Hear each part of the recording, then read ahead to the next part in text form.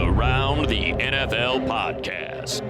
Which producer's love life will they expose next? Welcome to another episode of the Around the NFL podcast. I'm Gregg Rosenthal, sitting in for our host, Dan Hansis. We're missing him today, but we are lucky to have a room filled with some heroes. Marc Sessler, of course, and the electric Patrick Claybon. Electric? Yeah. Yes. Let's get it. I'm all about energy. Sean was chiding us for our energy. I'm here. I'm caffeinated. I'm ready to go. Right. Sean Kelly sitting in one more show here in the producer chair for Graver. I guess if we're getting into a producer's love life, you're up next. So what's going on? There's nothing going on that front that you can expose. So not with anyone currently single, ready to mingle. You know what's up. And, just living my life every day at a time. Okay. We've hit the allotted Sean time for the day. The camera went right to him. He was so ready. As predicted. Ready to mingle. There we go. It's just, yeah, that was it too took much. it to a point, right? There will be a fun Easter egg, though, for the diehards at the end of the show. Can't wait. Sean Kelly really bringing the energy, getting us ready. We don't have to manufacture energy. Preseason week one, we keep it real here at the Around the NFL podcast. Like, it's fun to have football back. There are things to take away. We're going to do a segment, things we actually believe in from the preseason, but we also don't need to make it more than what it is. Like, we're veterans. Well, I will. The Easter egg will come, but I'll say it in a capsule that, like, it was like, hey, Mark, get your energy up. It's like, I will be who I am. When the light goes on, you're going to get what you need. But I don't need to raise my voice or, swing pom-poms around the room in a false manner. I'm going to be genuine. Not a rah-rah guy. But it's just, you need to treat each person in the chair differently. But after 1,000+ shows, wherever we're at 1,300, we know Mark delivers. They say at the preseason, you want to see who transfers it from practice to the game. Who, like Aaron Rodgers said, there's some players that actually only show up when the lights are on. That's Marc Sessler. That's exactly right. I think Mark shows up in practice. Well, that's true. I'm not going to malign. My practice is sometimes more internal. And then the lights, then the show starts, and I will speak to you. But it's like, I'm not going to come in like, hey, check out my weekend. It's like, I don't need to. I was like that as a tennis player. I couldn't practice. It just didn't look good. It didn't bring it. But the matches. Yeah. That's ultimately what you practice for. Right. It's how you perform. Right. There are some coaches. However you get there. I like Dennis Allen was talking about like a certain player on his team. I believe it was Peyton Turner, kind of having good practice, and he was like. And the reporters were really going crazy with it. And he was like, yeah, that's good, but, like, the games do matter. Especially when the games are important. That ultimately matters. You're not sure if everybody else is checking it down for practice as well. And then there's that one guy who's like bananas for practice. Right, try hard, yeah. So. Claybon's getting some practice in. He taped a fantasy live earlier today, so he's doing double duty. We appreciate him sitting in on multiple shows. Hopefully we'll be seeing Patrick Claybon on Fantasy Live throughout the season. I think we will. But in the meantime, when can we see that Fantasy Live show you just taped? It's got to be actually on. Yeah, what is it, draft special? Yeah, it's a preseason. It's actually our first time doing preseason stuff live on the network. That's going to air live on the network. So we've got that tonight, and we've also got tomorrow at 6:30. Monday night.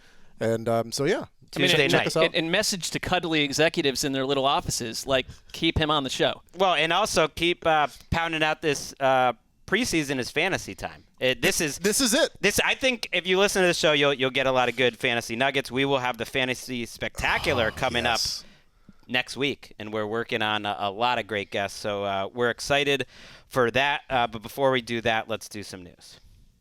They'll know more once they get in there. We're optimistic, but he's not out of the woods until they get in there and make the decision. That was Robert Saleh talking about his quarterback, Zach Wilson. Fortunately for Zach Wilson, if you want to look at it this way, the worst fears don't appear to have happened with his knee injury that he suffered on Friday night. The initial estimates are 2 to 4 weeks and a bone bruise, but just a little bit of caution. There is a surgery on Tuesday, and there's some talk they're not really sure what the prognosis is going to be 100% until they get in the knee. We've kind of seen it's dangerous to be a Twitter doctor out in these streets. Don't be saying someone tore his ACL early, or with Mekhi Becton the reverse. No need to say that a guy is okay early. Yep. We won't know for sure until Tuesday.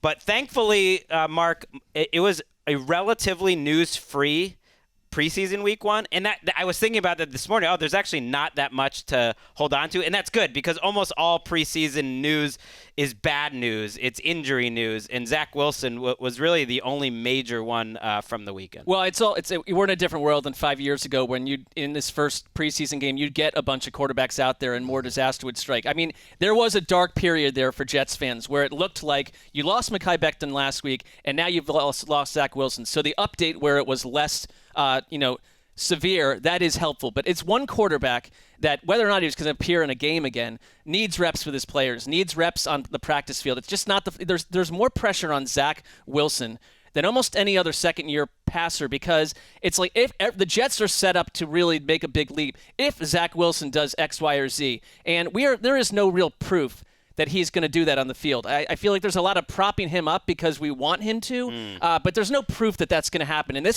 he had a right knee injury it's like last Dan's year. gone and Marc's the I think, claws are going to come out. No, Dan would now. agree, his though. His real opinion. Dan would agree, I think, Jets. that it's like we haven't seen it on the field at this point. It's a projection. But the Jets have a weird energy around them. I don't love this for them at all, and it's a setback for Zach Wilson. But it wouldn't be. It does tell us that there's a chance we're not going to be watching Joe Flacco in regular season games, which is important to humanity. Yes, important to anybody who watches football and would like to enjoy it. And honestly, you saw the reactions coming in because Wilson goes down, and I think the generational trauma of Jets fans was like, oh, okay, so that's it. It's done. It's over. They're going to have to dice his knee up. But it's better than the news of having to do a full knee reconstruction. But speaking on behalf of everybody who's had their menisci operated on and or removed, it can be tricky. And like Robert Saleh said, they don't know what it's going to be like until they get in there with the arthroscope and decide how much they're going to take out, how long the recovery is going to be. But at least they're not harvesting parts of his body and moving it to another part of his body. Yes, and that doesn't sound fun. Yeah, we will get Zach Wilson back at some point. And as you said, hey, shout out to Joe Flacco. A great moment, great season, great championship. In 2022, it's not something that we need. It's just not. He has a decent chance, though, to start week 1, I feel like, Joe Flacco, because Robert Saleh likes Joe Flacco. He said a couple of weeks ago, like, people are sleeping on Joe Flacco. He's a starter in this league. Bet he would like Jimmy more. When I thought maybe Zach Wilson is going to miss the season, you kind of thought, okay, they're going to go get Jimmy Garoppolo. With it being 2 to 4 weeks, then you just keep Joe Flacco. Can I tell you what's spicy, though, at least? I don't want to see Joe Flacco for an extended period of time, but they open at home against the Baltimore Ravens. Well, it's spicy for Ravens fans. I don't hate the idea. No, I like it. it's all. fine. Get a motivated Joe Flacco out there. Here's the thing, though. Joe Flacco was the best Jets quarterback last year. Josh that's Johnson, to my point. Josh Like, we Johnson need to see deserves it. better than to hear you say Okay. that, Greg.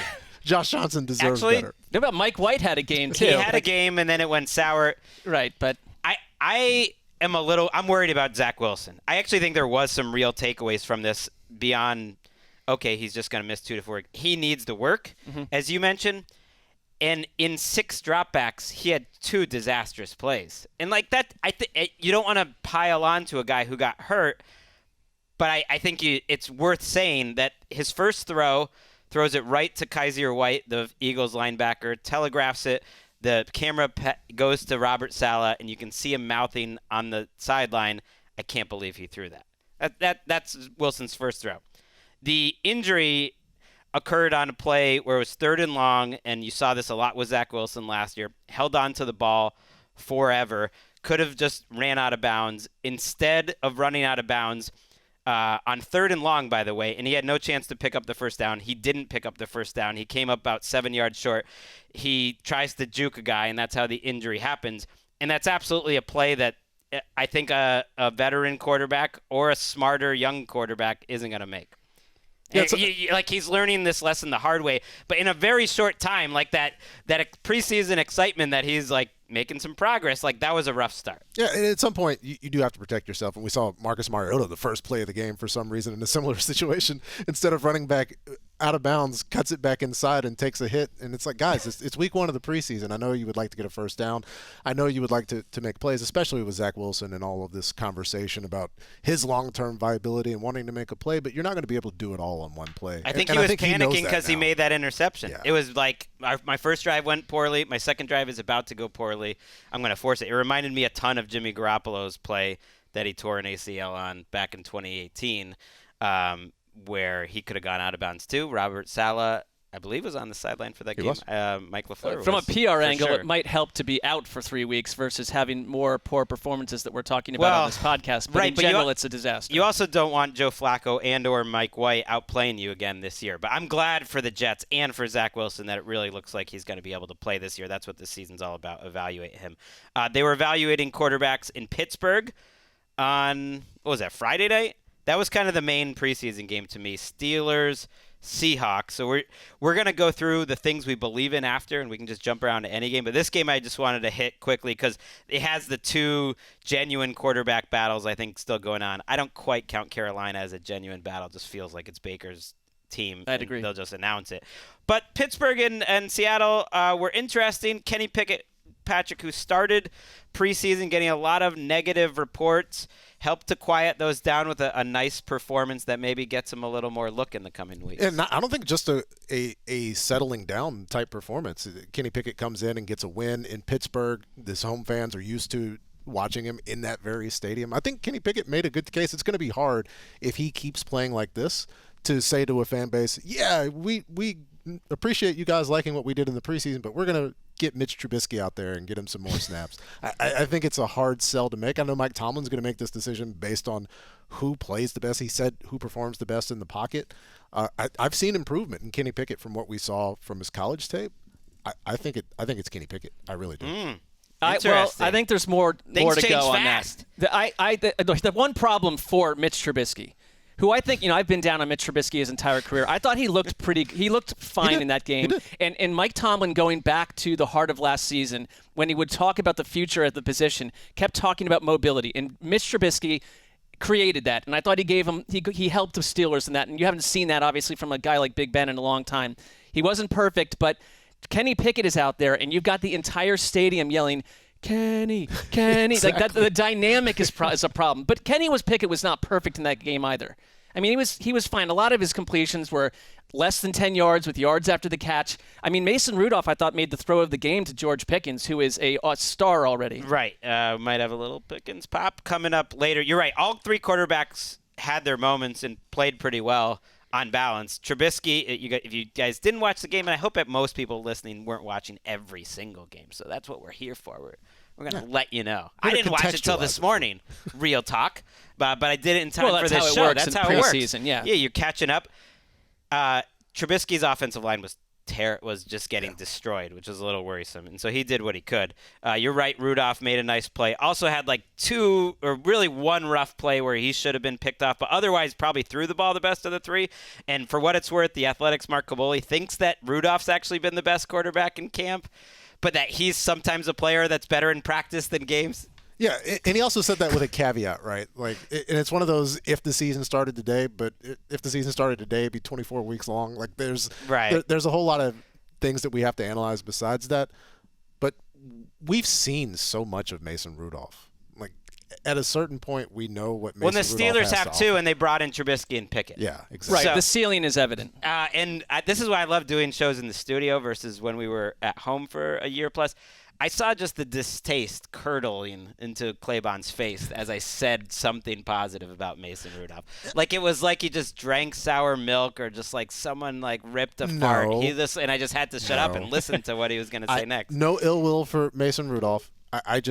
I would like to see. We haven't seen Mitch in a while. Give Mitch a chance. He's the least exciting. Yes. Of the three options. He's not going to be starting. And it sounds like they want Trubisky to start. But Kaboly kind of pointed out, you know what? Trubisky hasn't really played well in practice either. And Pickett's come on very strong. You're right, Mark. He wasn't like perfect. The one time he really held the ball, he did take a sack. I went and looked at the time to throw. We're looking at time to throw preseason because it just felt like the ball was out of his hands so quick, and he was one of the lowest time to throws of any quarterbacks that played this weekend. But I look at that as a positive. Yeah, they were scheming him up well, but he was getting rid of the ball very fast. He was accurate. He's good. He's good throwing on the run. I mean, like he kind of can do some things that Mitch can do. It was 4th and 1, and he got dragged 25 yards behind the line. That should have been how the game ended. He took a bad sack on 4th and 1 with under a minute left in opponent territory. He actually took the sack behind the 50. That should have ended the game, but then Drew Lock fumbled the ball right back, and he got his moment. Pickett got his moment. I think that stuff matters. The fact that the crowd is chanting Kenny Pickett and he wins the first game. I think Mike Tomlin is like the ultimate football guy, and like not that he's gonna say, okay, you're starting week 1, but I think he likes that his rookie showed up and had a moment. Well, it puts a total ticking clock on Mitch Trubisky. And also, it doesn't just matter from like a feels standpoint. The people in Acrisure? Yes. Acrisure Stadium have seen a lot of Steelers football, and they're excited for a reason.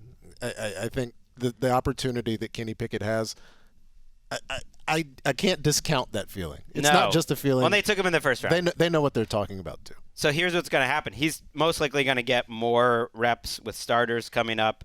And to me, even if he doesn't have much of a chance for a week 1 start, and maybe he does if he kept it going, every preseason appearance, he's fighting against the week 2 or 3 Trubisky that's struggling. Because if he stacks a game or 2 Pickett like this, then the hook is just going to be that much quicker. And in that last throw, I know the receiver made a play to go win the game, but good timing, good anticipation on that throw. He let Tyler it go. Bonds. He let it go. Pickett did before the guy made his cut. That's perfect. Drew Lock was the opposite, which is that he had some good moments before then. They moved the ball up and down the field, kind of like Pickett, mostly on short throws where guys made plays after the catch. But his game ended really poorly, and I think that's going to matter to Pete Carroll, who titled his book Win Forever. And the only 2 bad reps that Locke really had the whole game, 2 really bad reps, were his last 2.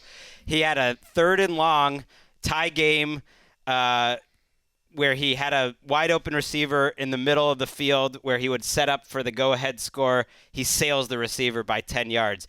Then first down, all you got to do is get about 10 yards to go win the game. And I think Pete Carroll cares about winning the game, and he takes a strip sack where Locke admitted he should have seen the free rusher. That was his responsibility. Strip sack, loses the game. I actually think that was meaningful, and I thought Luck didn't have much of a chance to win the week 1 job over Geno, and now I think he almost has no chance the way that Pete Carroll speaks. I think Geno Smith looks more at home in the offense, which makes sense. He's been in it. He is who he is, and I'm not for me. I think they kind of want Geno Smith to win the job.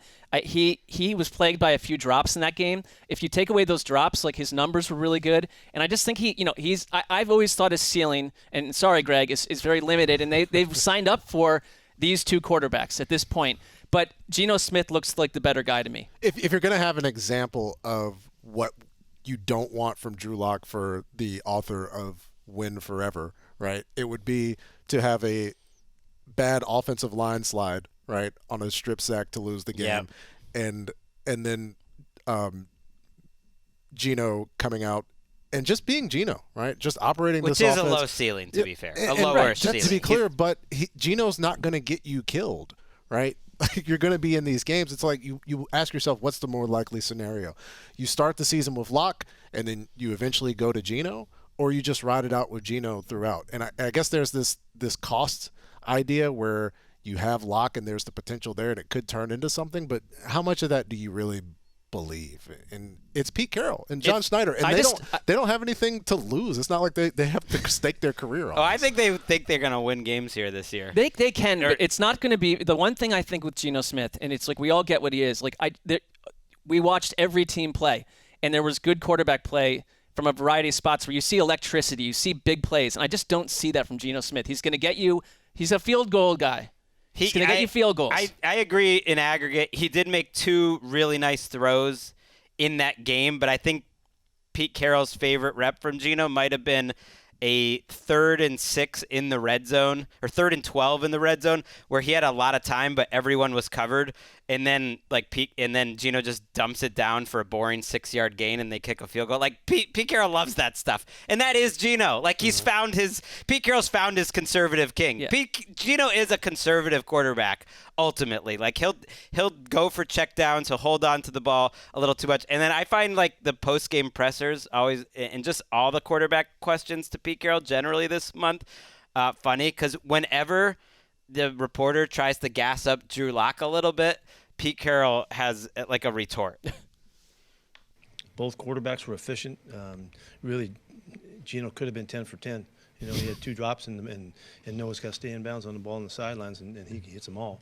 And we moved the ball around pretty good with Drew also. You know that was. I mean, that was like yeah. He was like that was a question where someone actually was like, looked like Locke was pretty good. Maybe made some ground here. That's how he answers it. Gino had one great throw to Noah Fant, who was out of bounds. Yeah. But when you say 10 out of 10, if a person is 10 out of 10, you're thinking something. No, Gino's 10 out of 10 is not what I'm thinking when I think 10 out of 10. Yeah, and also for Drew Lock, especially in that soundbite, for Pete Carroll, the way that he approaches the game, losing the game on that strip sack, he's definitely not going to sing your praises. Like, no matter how you phrase the question afterwards, I'm sure he was stinging over that. Right. The one play Gino mentioned, too, after the game that he was really happy was reading a pretty creative blitz by the Steelers, too, where he found the dump off for a first down. I think it was the running back, and it ended up being a first down. And it was like, that's what Pete Carroll loves. That's why he wants Geno Smith. It might not be exciting, but we're getting Geno week one. You're going to freaking believe it. You're also Geno. You're going to get both, and it's not exciting. I don't have to agree that it's exciting, Greg. No, this is your world, and I'm glad it's happening for you, but it's more not exciting. that after all these years, Geno Smith is really going to be a week one starter in the NFL. You have a hyper fascination for middling QBs. Yes. I don't get it. All it took was a franchise punting on their Hall of Fame quarterback. That's all it took. That was the journey to get there. Hopefully the Ravens will never punt on their franchise Hall of Fame quarterback, Lamar Jackson. That's our final bit of news. Lamar Jackson mentioned this weekend that he's kind of set a deadline. It was phrased to him, is that a hard deadline? And he essentially said yes, answering the question. He didn't put it out there, but that was the question that was asked to him in terms of a contract discussion, that if he gets to week one, he doesn't want to talk contract anymore, and he would enter a contract year next year. Best way to do it. Yeah, and Lamar's been consistent with this. We were in Owings Mills for the start of training camp, and Scott Pioli, who was with the organization when they moved to Baltimore in the first place, reported that they were confident that they were going to get this done. And Lamar said that I missed that he was confident. They were having discussions, which is always a good sign when you're still having the chat. But if the number is not what Lamar wants, he's perfectly content.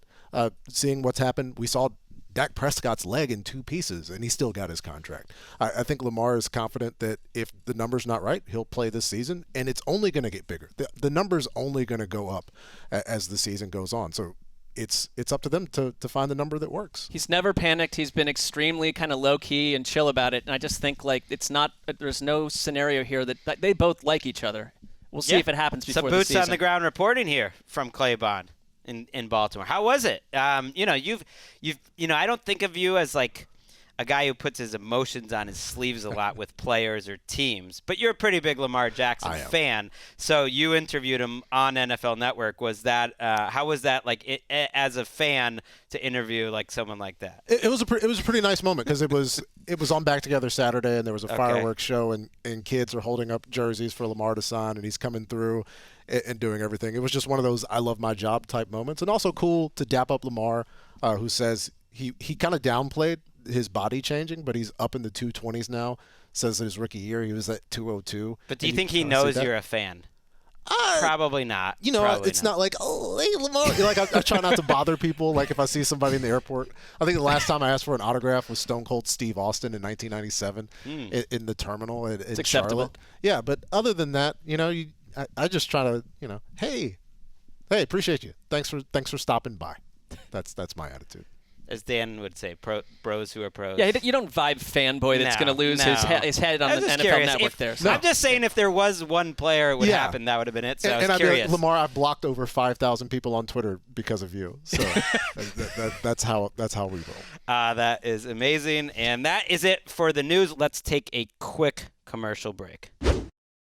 Let's get to the preseason games. We've already started to hit on it, but we're now going to talk about some things over the weekend, and we're taping this after all 16 games because we didn't talk about that Patriots-Giants game and the two games that were on Thursday. So I'm opening the floor to you two, and I'll throw some out there. It's hard to kind of separate the wheat from the chaff in the preseason. That's an old phrase I don't really understand. Separate what matters, what doesn't. What's a farming phrase? What we actually believe in.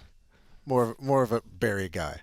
Greg Rosenthal. Farming used to be very important to the world. A bigger, I mean, it still is quite important. Right. I but don't it know was where like you're a going with bigger Food is good. It was a bigger percentage of the economy back in the day. And It's of not workers. as big I think farming nomenclature and parables worked probably better back then than now. I mean, you're making here in LA. You're making fun of me, but how many farms have you ever worked at in your life? I worked on a farm in Australia, actually.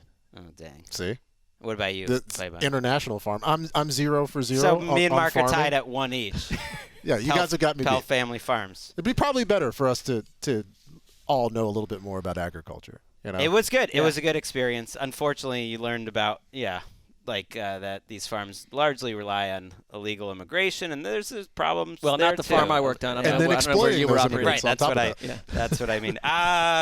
Let's throw out what we believe in. Let's start with Mark. Why not?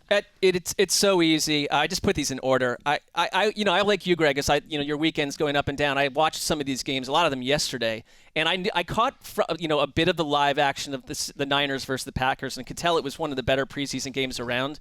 But Trey Lance, because we've spent months and months and months wondering whether he can play or not, whether Kyle Shanahan didn't actually want him, but maybe the front office did, John Lynch. And then you watch what happened in that game and his arm, and it's like, oh, this is why Jimmy G is a persona non grata in San Francisco at this point.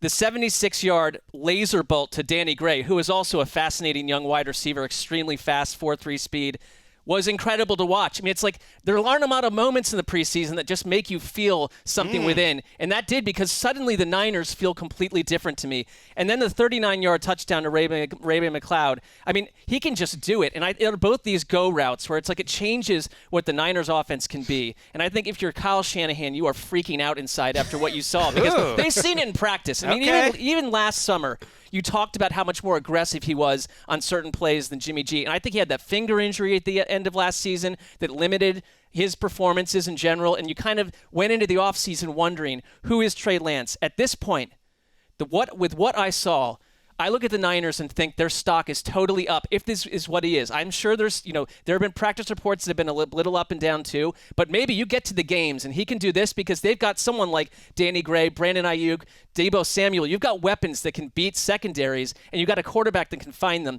It changes everything for San Francisco. And it's not even with the full running game on display because Trey's not going to have too many keepers in the preseason. And it's not going to be Trey Sermon back there. You're going to have more speed in the backfield. It's just going to look totally different. It's going to be catered to Trey. And unfortunately for the Jimmy G era, the thing we're going to remember is the pass to Manny Sanders that wasn't. And we're going to think about the missed opportunities deep, and Trey steps in, and you feel better about it. You think the offense is going to be better on the short end, and also, Jimmy had problems in the intermediate, right? Not seeing linebackers sometimes. I think the sky's the limit. I'm with you right there, Mark. I believe you were in Trey excited. Lance. I know you were watching that one live. Yes, Little Trey Lance action. That was about as good as the preseason's going to get it. To be fair, Trey Lance. Yeah, can I say Jordan one thing Love. that's annoying about the preseason, where you have to? I watched it yesterday and was like, I want to tweet something about Trey Lance, and it got like 3 likes because it's like, bro, that game was days ago. Like, You got to make. Yeah, you got to make. It's tricky. You just got to not do it. I think. And you got to find a time where everybody's watching the same game, and it's like You got to make it spice. If it's the next day, then it's got to be more of like a Trey take? Lance for the season take. Well, it was also a very milquetoast I tweet. didn't see it. Well, no, that's it was, probably I the said, problem. like, just catching up now or something. It's like, all right, loser. Like, why are you bothering us with this? So it was unnecessary. I learned a lesson. I think that is a lesson. Yeah. You don't want to do the just catching up now. You just skip I that also part. I hate when people do tweets like, hey guys, I'm watching film right now. It's like, hey, listen, nerd, don't care. We'll just get to the real part. We know you're watching. Right. That's what the tweet tells you. It's kind of like if you're hosting a podcast, and if there's any listeners out there, and I still make this mistake, you don't need to like say as I tweeted. This is not what you just did actually, because you made it into a story. Well, I'm killing but you said, myself. or as I said in like the chat, or as I, just say it. Just say it. Go right to the As money. I tweeted. Danny Gray has been a guy that has gotten a lot of like fire from Kyle Shanahan. He tends, because he played receiver. I think he's like hard on the receivers. That's at least the rep. He was like that with Ayuk. He's been like that with Deebo very early on, and he's like that with Danny Gray. So they really that to me is actually a good sign for Danny Gray. They want Danny Gray to really be a bigger part. And Brandon Ayuk, it's worked with because he's been the star of their camp. And if you're making a scenario of how you wanted Trey Lance's first 15 months as a 49er to go, if you had said beforehand, we make the NFC Championship with Jimmy G, we have what looks like on paper to be a top 5 defense going into 2022 and a great running game. So he's not going to have to do as much. And we've got Deebo Samuel is like an MVP candidate, and Ayuk is, peaking. Well, that sounds about ideal. It actually sounds like exactly how you would want to develop this young quarterback. What's something you believe in, Claybon? After watching 1 week of the preseason and getting a chance to see them in practice, I believe in the Jags defense. People wonder about you have back-to-back number 1 overall picks. You take Trayvon Walker, and it's like, I don't know if he's got the polish. It's there. Trayvon Walker is solid against the run. The power, people wondered if that would show up at the next level. It's there. I think this defense, because Doug Peterson and the offense are going to get a whole lot of attention. We saw how they performed against Carson Wentz. There's the Carson Wentz caveat. It was Carson Wentz in the last week of the season. But I believe, and of course the cloud of Urban Meyer is gone. They don't have to deal with that. They can kind of get treated like adults, which Josh Allen said. I'm ready. I'm ready for the Jags defense in 2020. And when you talk, we talk about the bad teams last year that have a chance to get a bunch more wins, I think the Jaguars are right in that conversation. And I know everyone was picking the Jets as that, and they could be too, but the Jaguars with good coaching versus what the apocalyptic scenario that happened a year ago. Literally, players needed psychological recovery from that, the way they talked about it. There's stability there. I thought Trevor Lawrence looked a lot better in that offense in this game in the short moment that we saw him. But you're right, 2 weeks in a row, the defense has been pretty fiery. Yeah, Trayvon Walker, he helped force a fumble where he just exploded. I mean, you can just see it with some guys. Even though he looked like he's more athletic than the other guys in the SEC, he still looks like that in the NFL. And Tyson Campbell is another defensive player that they seem to be really excited about that's been flashing. I'm going to go with a rookie as well. The rookies are ultimately the most interesting, I would say, part of the preseason. And you mentioned George Pickens before, and I'm going to be that guy. When you have a take in the offseason, you only have to wait one preseason game to have it confirmed. My priors are confirmed. George Pickens is awesome. I just, when you watch this college tape, he seemed like he might be the best receiver in this class just based off of his tape, but he was coming off of a torn ACL, and there was some off-field, stuff. Okay, Mike Tomlin is exactly the team and the coach that you want a player to land in. At some point, all these receivers that they draft in the middle rounds that usually fall for whatever reason, people give all the credit to Kevin Colbert, and he should get a lot of it. He spots talent. He picks the right guys. But there's a reason why they all seem to work out, because they're on Mike Tomlin's team. He creates a structure and a system, and you can change who the offensive coordinator is. Sometimes it's a baller like Bruce Arians. Sometimes it's not.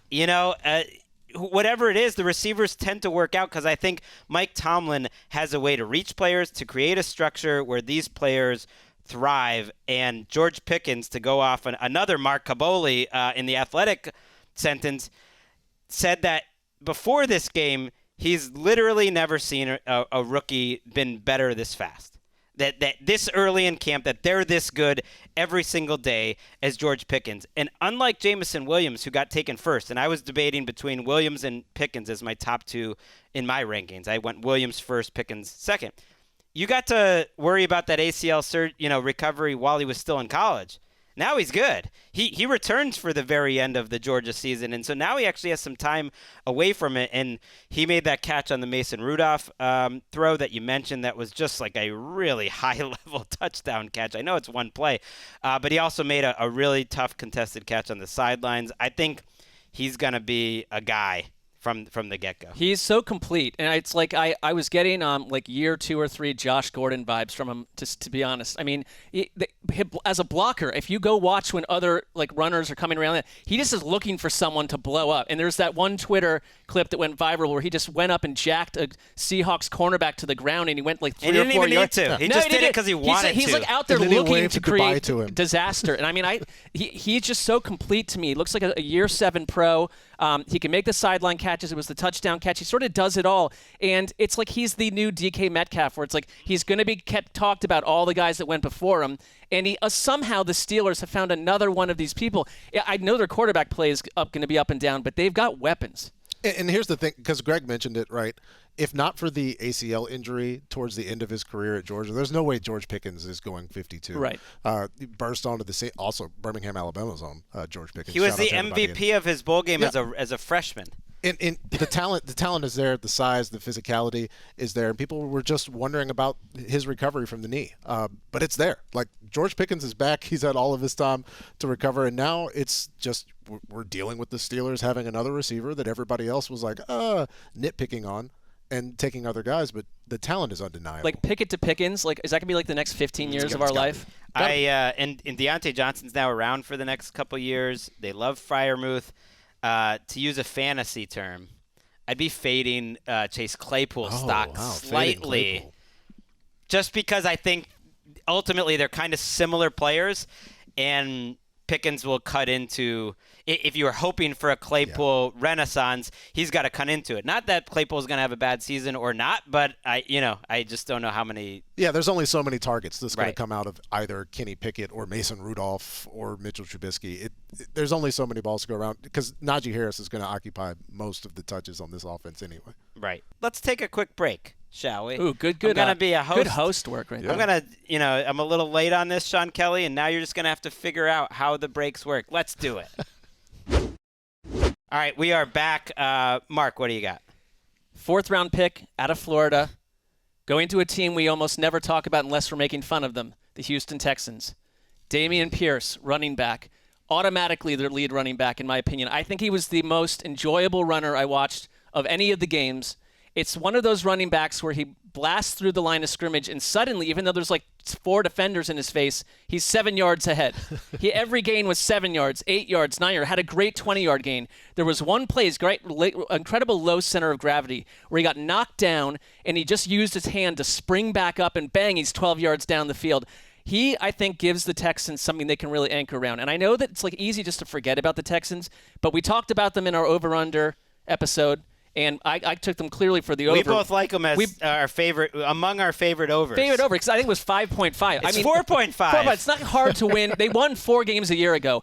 They have a good running back. I think they have a quarterback they can work with. They've got a couple wide receivers. But Dameon Pierce, I know they have Marlon Mack. Marlon Mack is automatically the second option right there. I mean, he just, to me, was poetic.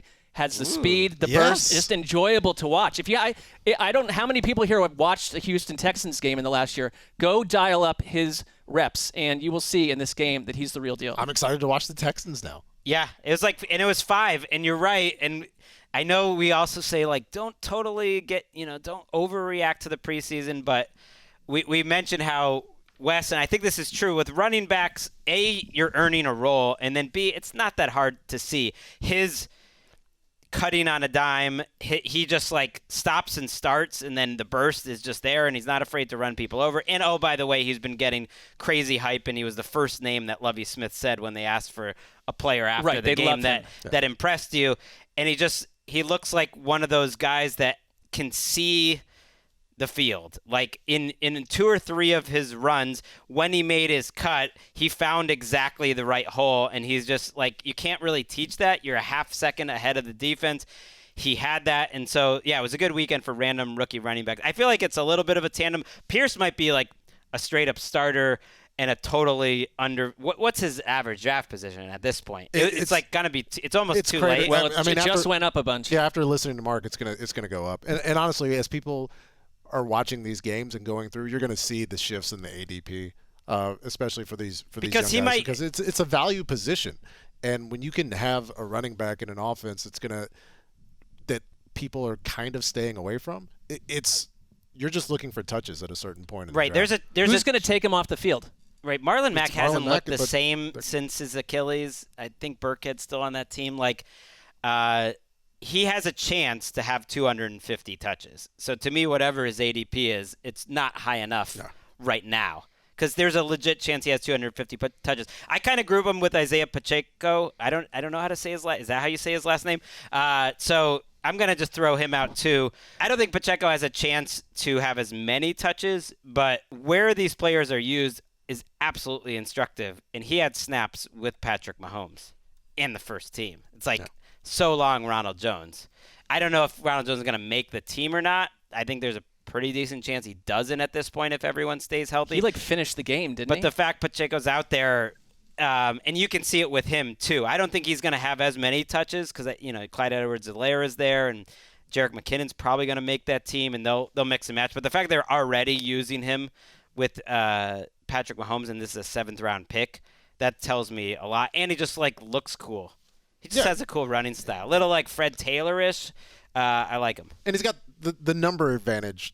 Does have a thing because we associate the number with Tyreek Hill, and so you see a person in number 10 in the Chiefs, and when he's the returner, so he's active on game days, and he looks like a baller returner too. So maybe he's not your nothing but upside. If you're choosing, right, if we're talking fantasy and you're looking at a running back, the upside's higher with Pacheco than it is with Rojo. I think that's safe. I do feel like we were saying at this point, do not draft Ronald Jones. I don't think he's going to make that team. I feel like we're 2 years, 3 years removed from overhyping Clyde Edwards-Helaire to the skies, and then it was. I didn't. Well, all right, you didn't, but I mean, it happened systematically. He came out of the blocks game busters. Okay, that's true. Incredible. That's right. That week 1 game too, where did you notice how and Nate Tice tweeted about this too, that they were just I formation over and over with Michael Burton lined up at fullback and then running back fill in the blank behind him pounding away, and they looked like a different offense. Their offensive line, that's what on paper they do well. Creed Humphrey. The other rookie last year, I'm blanking, Trey Smith, Orlando Brown, those guys are maulers, and they look good last year. They should be able to run and pass well. Claybon, what do you got? I don't ding me for it. I was watching the game.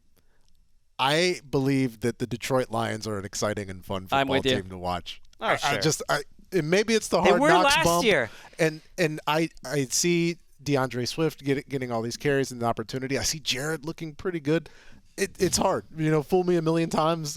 I'm still getting fooled, but I had fun watching the Detroit Lions, and I will continue to watch the Detroit Lions. I'm guilty. Well, but offensive line play creates a lot of things for them, and and I think Goff, there was a incredible rollout play to Amon-Ra St. Brown, which was set up because they were pounding away at the Falcons with their run game, with their offensive line. I just think it's a good environment for a mid-tier quarterback, and they're a team that they were interesting a year ago, but they kind of went. They could remind me of the Eagles a little bit, not with their skill position player, but it's build up your lines and dominate from there. And Aiden Hutchinson, someone else we can talk about too. But I mean, the way that their offense is set up, they marched right down the field and scored a touchdown. And I don't think that's false. I think there's something to look at there and say this can carry into the regular season. I'm curious. And they have a great coaching staff. Yeah, I'm curious how they'll use their guys in the season. Some teams like the Eagles, and I think the Chiefs might be another. We'll see though. Andy Reid likes to play his starters. Some might use their guys in week 1 and then not again because they have these joint practices coming up, and then they think that's kind of the game. I know it sounds like the Eagles, for instance, played their starters a little bit this weekend, and then they're not going to play again. So each team approaches it differently. I'm curious. I'm with you, though, that for a 3-win team, if you just watch the Lions each and every week, they had entertaining games. Yeah. Their offense was fairly entertaining considering, and they were always in these games, and they were fun games to watch. What else you got, Mark? And if you really want to get negative, you could spin this somehow. I think there's things I believe in. I believe that this thing isn't going to work. You could, but mostly we've there's 20 more weeks, 25 more weeks to get negative. I'd like to stay positive here in August. This is not a player that is going to see the field this season, I don't think, unless utter disaster takes place. But I really enjoyed watching Trace McSorley. I talked about him before. Now maybe you should have gone negative. What relevance does this have? I'll say this, just go watch Trace McSorley. But I will spin off to this. I will talk about Agent Hutchinson.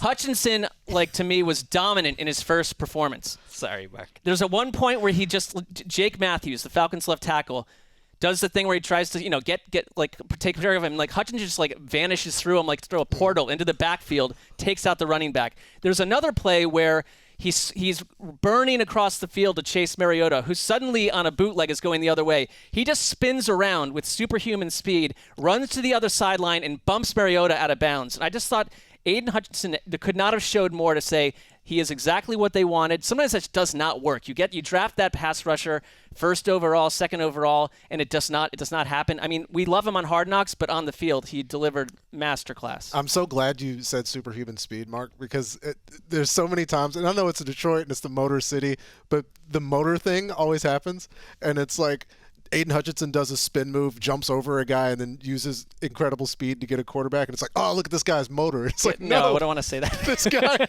is extremely athletic. It's not that he's trying harder than everybody.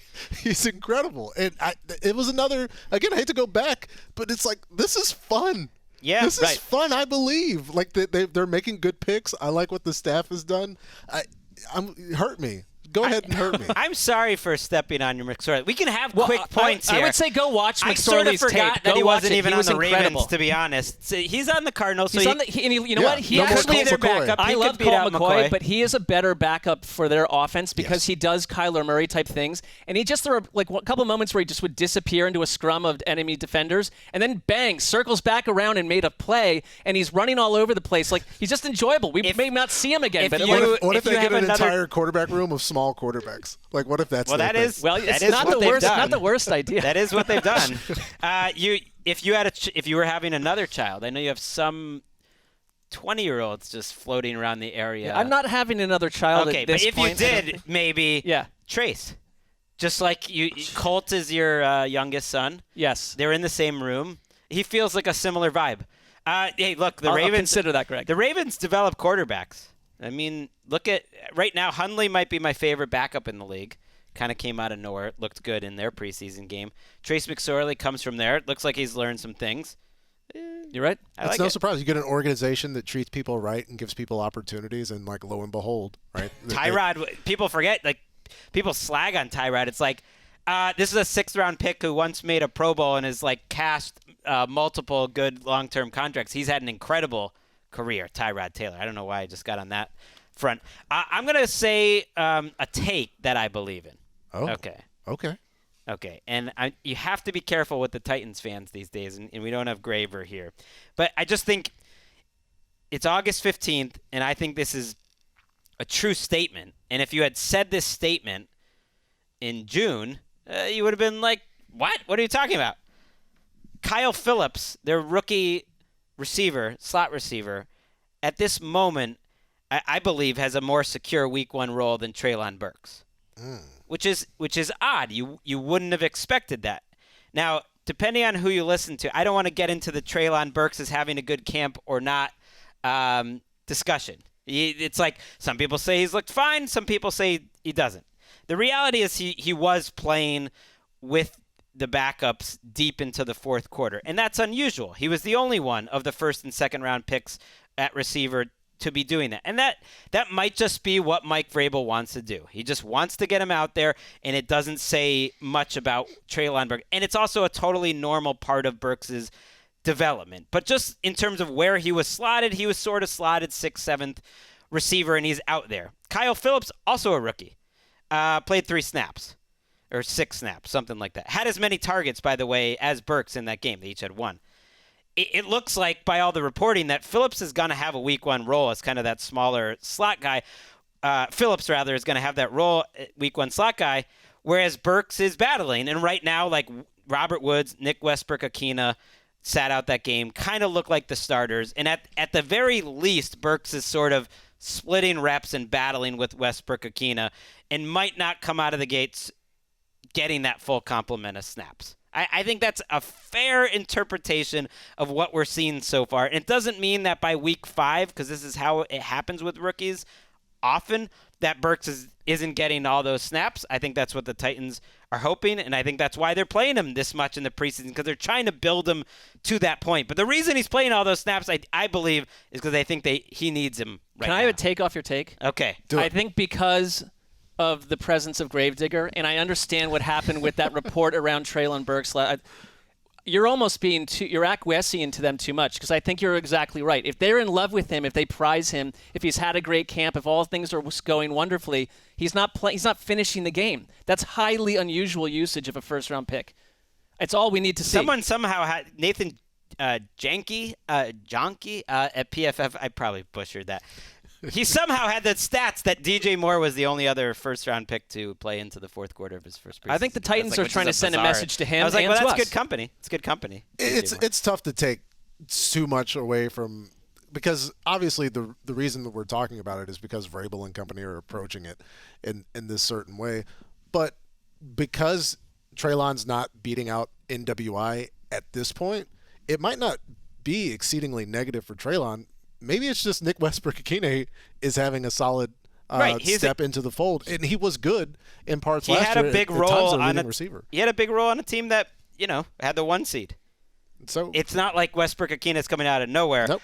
But he's playing behind like Racy McMath in these games, who had a couple big plays. He had a couple big plays in that game. That's a little more concerning, but he might be the 4. Kyle Phillips was actually the guy I wanted to put out there because I had no idea until I was researching for this column, which everyone should check out on NFL.com. It's 59 takeaways from preseason week 1 and last week. Be careful, though, because last time one got wiped off the board due to news breaking. So at this point, I think they're locked in. Okay, it was 51 last week. I've stepped it up. It's 59. It's everything in one place. The public has a Pavlovian reaction to seeing Gregg Rosenthal and then a number. Yes. Like whatever the number is, it's like, oh, this is it. I got to key in. So whether it's 59, 60, 64. You know where it comes from? I used to be the editor of the fantasy magazine at Roto-World, which Beckett would produce. But it was the Roto-World fantasy magazine presented by Beckett. And they told me, go with the weird numbers. Don't go 50 on the front. Make it like 67. I like it. It's atypical. They said that sells better at the back in the, and that's not really why I'm doing that. I just am writing as many things as I think are interesting. Presented by Beckett. And then stopping. But that was what their take was back in the day. Claybon, what do you got? So coming into the season, I know I've been negative about backup quarterbacks at times, and it's not to be negative about the starting quarterback for the Washington Commanders right now, but Sam Howell looked really good. Oh, okay, that's positive. Sam Howell looked good, and it's not. This is not Carson. So I support you. This is not noise that you have to tune out. You had an MVP caliber campaign a few years ago. You've got a Super Bowl ring. But Sam Howell looked really good for the Washington Commanders, and he made plays inside and outside of the pocket. He operated the offense well. I think Sam Howell could get some run here in 2022. Well, and that's a team that could vie for the first overall pick. I mean, there's not a lot of spice around the Commanders right now. And if Carson struggles and they get into a position where they're out of the race, he could just start the last 5 or 6 games of the year. And it could be the third team in a row. Decided to really go ahead and start to take command. And he did take command in that game. He was 10 of 13. It was pretty good. He also he so did. Sam Howell, though, numbers-wise, could be taking command. Yeah, maybe. Didn't he look just like Carson Wentz? And I'm not trying to be negative because it's like, listen, I don't know what they're asking him to do in that game, but it was fine numbers, but Carson Wentz, but he did not Carson Wentz. Just sort of looked like Carson Wentz to me. Not broken down that tape yet. I am curious to watch Howell, though. I think I'm going to. If some lower tier rookies, if you guys are just curious out there, Matt Corral really struggled with the Panthers. Had the most bizarre game-winning drive ever. That was all penalties, but I think he was 1 for 9. And Howell kind of was the other guy like Corral that fell further. I guess Malik Willis too. Let's throw him in there, who I would say had some really flashy plays, and then also held the ball a lot and upset Mike Vrabel for that, but also showed some really fun, good plays. And I guess you're saying Howell, who I haven't gotten a chance to watch, was a little spicy. Yeah, that's interesting. A little spicy. Made plays with his feet. I like it. This is a guy he's got a howitzer. Who a couple of years ago, people saw the arm talent. Now this guy could go number 1 overall, and it didn't work out that way. But now he's got another opportunity. Well, he's another guy to a lesser degree than Pickett, and I would even throw Corral in this mix if he had a better preseason, but he's off to a really bad start. Which is, if Howell does have 3 good weeks, we're gonna see him in December, and if Corral has 3 good weeks, which it looks like he's not going to have now, he won't, then if he has 3 weeks like this where he struggles, we won't see him in December. Yeah, that's fair. I think for Corral, though, there's a huge hurdle in a quarterback battle going on in front of you, and those guys occupying so many reps that probably he's he's playing with a right. crappy hand. Right For now. what it's worth, Baker and Darnold both didn't play that long and both looked fine. There wasn't any huge takeaways. While we're on Washington, just quickly, I did have a takeaway from that game, which was I do sense the backfield's going to be a committee there. So I love Antonio Gibson as a player, so I wouldn't be fading him. But I just have a feeling that Brian Robinson is Ron Rivera's type of running back. Runs aggressively. He's like a downhill runner. They also have J.D. McKissick there, and Gibson fumbled in that game. And it just feels like they're all going to get run. Brian Robinson is going to get run because that's Ron Rivera's dude. And Ron Rivera's trying to bring it back to smash and dash. D'Angelo Williams, Jonathan Stewart, maybe the best dual backfield in my history of covering the NFL. The one I would put in front of him would be Fred Taylor and MJD. But that might be my 1-2 punch. Yeah, what do you think? That's pretty good. Gibson had a terrible fumble in that game, too, which I know Ron Rivera would not like. But he had 6 fumbles last year, too. It's been a lingering issue. I love Ron Rivera trying to go back and do what worked in, 2004. I mean, that's very Ron Rivera-ish. Well, to be fair, those might be the two, they have pretty good skill talent. They have good running backs. They have pretty good receivers if Jahan Dotson They did last year, up. too. Right. I don't mind that. I like Antonio Gibson, but I do think it's effective to use all your good running backs. Why not? All right, let's go around one more time, speed round, and say goodbye. Love Romeo Doubs. I know, with Christian Wilkinson out of the lineup right now, and it's like Romeo Doubs. I thought he looked fantastic against the Niners. And, Jordan Love, conversely, I just view Jordan Love as a backup forever. I do not see it with him. And there were 3 interceptions. 2 of them were not on him. But one of them was. But I see Jordan Love with constant overthrows. I just don't find it with him. I'm going to watch him closely the next couple of weeks, too. I want to see more. He's always intriguing to me. The thing I think about, and this was this game in a nutshell, he led PFF last year in big-time throws per snap. And granted, it was a limited sample size. I believe in the preseason and the regular season, and he led PFF in turnover-worthy plays per snap. So it's like you're getting it all with Jordan Love. Yeah, I see that. I think, but at least there's the high side. Yeah, he had one great touchdown throw in this too. So I'm not. That's what I mean. It's both there, but there's some guys dangerous. you never see the high side, and they get taken in the first round. And so he does not vibe as a first-round pick for me. But Romeo Doubs, though, I mean, Aaron Rodgers has been talking about him all camp. And I think he's got immediate playing time. It's impossible to keep him off the field. And suddenly that wide receiver room looks a little bit better than we were, panicking over a couple months ago. Yeah, we saw him in the slot. We saw him out wide. It's all Dobbs. It's actually crowded. I don't know, is someone strange? I don't think anyone weird is going to get cut, but they actually have 5 or 6 guys. If Dobbs is starting, and I did learn over the last week it's Dobbs, not Dubs, and you guys have been saying it right. Apparently I was saying it wrong. It's too bad. Dubs would. What a great name. You would prefer him to be named Dubs? Romeo Doubs? Yes. That's like an all-time receiver name. I'd be saving Romeo Doubs for the next. His name's Romeo. I mean, come on. I mean, that's great, too. He's still like a 8.5 out of 10, but Romeo Doubs is an all-timer. I see. Well, he could change it. All these players are changing their names left and right. But at this point, he's going to have a week one role, maybe as a starter. Watkins is the guy who's like, are we sure Watkins and Cobb are going to make the team? I guess. I don't know. You have to think Randall Cobb's going to make the team. Right, because Amari Rodgers, they're not going to trust Amari Rodgers as their slot guy. Dubs has been playing more on the outside, but he could play a little inside too. Just saying. My last one quickly, and we'll give you one more, Claybon, is as a cognoscenti, we assume too much out of these rookies in May. Now, some of these late-round guys are stepping up quick that you wouldn't have expected. We talked about the running backs. We talked about Doubs. And then there's other guys. People were just slotting in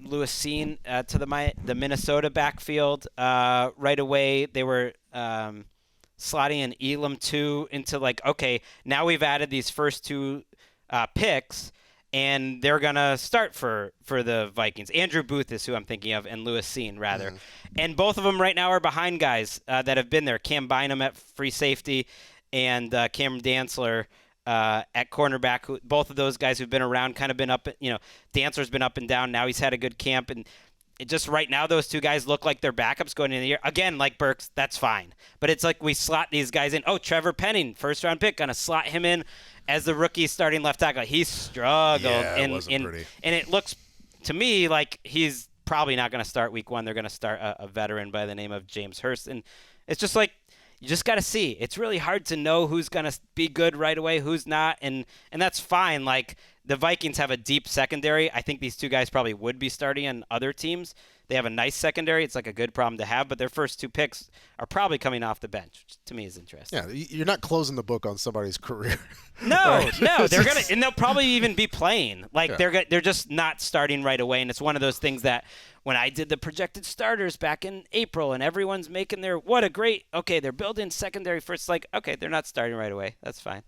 That's it. That's my last one. I believe in Darnell Mooney.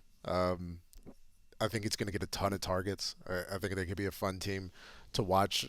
Seeing the way that they're handling the Roquan situation, I don't necessarily know how great the season's going to go, but I think Justin Fields and Darnell Mooney are healthy. They're going to put up huge numbers in 2022. My concern, and it's based off of what we saw at least in this one game, and I know not everyone's on the field, but their offensive line is a disaster. I mean, the Chiefs had 5 sacks, and Justin Fields was running for his life all over the place. Right. Karlaftis looks like he's going to Canton, according to this game against the Bears. The Bears, like, the upside was Justin Fields made a bunch of really good plays. The downside was, like, every play he had to make was incredibly low percentage, including one of the catches by who is it, Tajay Sharp, who's like their number 2 receiver right now. It's just there's a lot going on, but I'm with you on Darnell Mooney, Tulane grad. Bears are really Tulane Central right now with Mooney and kicker Cairo Santos. I guess that's good. Cairo Santos gets in there. Done. Yeah, I think it's great. You know what's not great? Sean Kelly didn't get a lot of pop on this episode, but like I said, we might have our enthusiasm fun enough for your liking? I would just like to say the enthusiasm was absolutely off the charts. Right. Fantastic. Okay. Once we talk football, that'll get us going. When we have to talk to each other, it should be because Sean's. I just now noticed you have on the Rob Lowe NFL hat. Yeah, is this the Rob Lowe? That's the one. Yeah, just the shield. And he's double. Where do you even get that? They handed it to him as he came in the stadium. This is all brand rep here. I'm a company man. He's double lettering with the Around the NFL T-shirt. This is true. Not available in stores. This is exclusive to us. Not available anywhere. Pretty all right, much. that was fun. Dan will be back on Wednesday. We've got a big week of shows planned. Check out Colleen and Dan. They'll have the Hard Knocks recap on Tuesday night. We're giving you guys lots of content at this time of year, and you guys hope you love it, eating it up. Thank you, Claybon. Thank you, guys. A pleasure. And that's it. Hit the music, Sean. Hit the thing. I mean, I guess in theory I could just assume you would hit it, and that would be like more professional. You like giving orders. I was about to hit it. But at some point it's like, hit it already. Hit it already, and then heed the call.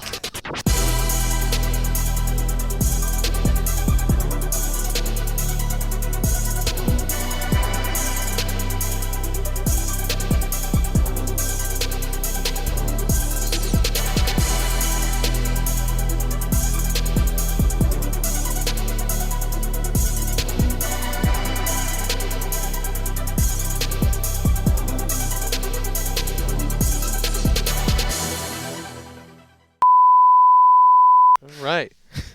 You guys ready? Yeah. Are we pumped? Yeah. Where's the energy at? I don't respond to that. Yeah, Come on, Mark. I don't. That's not how I respond. Mark, you give can- me some of that. A good head coach needs to understand how his players every work. player is Like, I don't different. do It's all that. right. Every We'll player talk is different. privately. Okay, you ready? We for will the not shot? talk privately. I want that little segment as the Easter egg. I'm not kidding. If you were recording that little 15 seconds. Oh no, we was have it. All right, really well, that funny. is That apt. would be good. Ooh, That'd be really good. Give some of that. Ooh, all right. No, Yeah. I Now wanted we're- you to cut it before all that, though.